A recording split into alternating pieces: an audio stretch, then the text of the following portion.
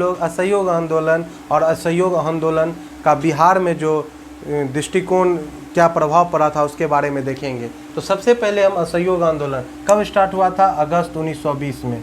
कब? अगस्त। इसकी अध्यक्षता डॉक्टर राजेंद्र प्रसाद की अध्यक्षता में इसका रूपरेखा तैयार किया गया और ये एक प्रांतीय बैठक हुआ था। उसमें ये बोला गया था कि हमें इस असहयोग आंदोलन के जोड़ देना चाहिए। क्यों? क्योंकि उस समय जो भी चीज़ हो रही थी, असहयोग मतलब क्या होता है ना, हम सरकार को, हम उनकी सेवाओं में, नौकरियों में और प्रतिष्ठानों का असहयोग बहिष्कार करेंगे, इसका तात्पर्य था। उसके बाद देखेंगे इनके दो प्रमुख नेता कौन थे? धरणीधर और मोहम्मद जुबैर। शाह मोहम्मद जुबैर ने असहयोग प्रस्ताव को क्या किया? पेश किया। उसके बाद देखेंगे जब असहयोग आंदोलन जब पेश किया गया तो उससे जुड़ी महत्वपूर्ण घटनाएं बिहार में घटी। तो उससे पॉइंट वाइज मैंने करने का प्रयास किया बिंदुवार। तो उसके बाद देखेंगे मुंगेर में और भागलपुर में पोखरों और घाटों के निपटान के लिए नीलामी का बहिष्कार किया गया। ठीक, उस बहिष्कार किया गया। उसके बाद देखेंगे पटना में जो गवर्नमेंट प्रेस था वहाँ पर हड़ताल किया गया। ठीक है ना, दूसरा पॉइंट। फिर तीसरा पॉइंट देखेंगे पटना और गया मार्ग पर क्या किया गया? नेशनल स्कूल बनाया गया, जिसके प्रधानाचार्य किनको बनाया गया? राजेंद्र प्रसाद को बनाया गया। इसका अर्थ था कि सरकार के जितने भी सरकार द्वारा एफिलिएटेड स्कूल थे उसका बहिष्कार किया गया, अंग्रेज ब्रिटानी हुकूमत का, क्योंकि उन लोगों के द्वारा हम लोग पर क्या किया जा रहा था? दोहन किया जा रहा था, आर्थिक रूप से भी और राजनीतिक रूप पर से भी हम लोग पर उनका क्या पड़ रहा था? प्रभाव पड़ रहा था। फिर उसके बाद देखेंगे यहाँ पर सबसे इम्पोर्टेंट था क्या?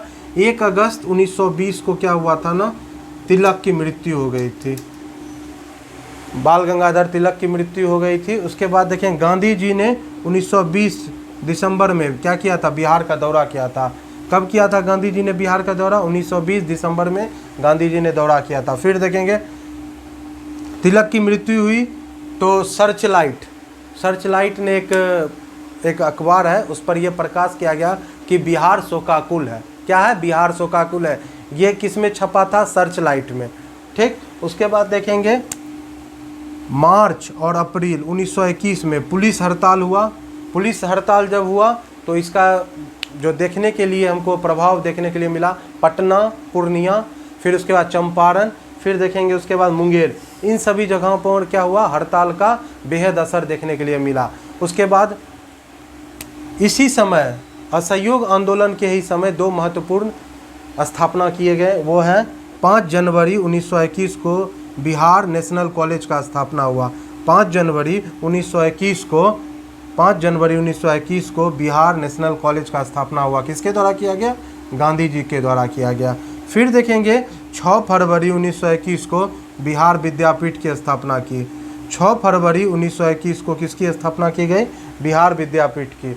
ठीक, ये यहाँ से क्वेश्चन आते हैं बराबर आपको वनडे के एग्जाम में। फिर नेक्स्ट देखेंगे द मदरलैंड एक अखबार है जिसका प्रकाशन किसके द्वारा किया गया था? मजरूल हक के द्वारा। किसके द्वारा? मजरूल हक के द्वारा किया गया था। इसमें किस चीज़ के मुख्य उद्देश्य के बारे में छपा हुआ था?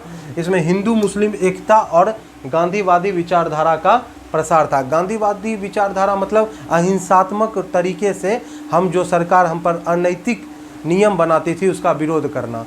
ठीक, जब हम लोग विरोध करते थे अहिंसात्मक प्रकार से तब भी सरकार खुश नहीं थी, उसके लिए भी वो दमन करना चाह रही थी। तो इसका जो हम लोग का जो बात था वो मैंने किसके माध्यम से रखने का प्रयास किया?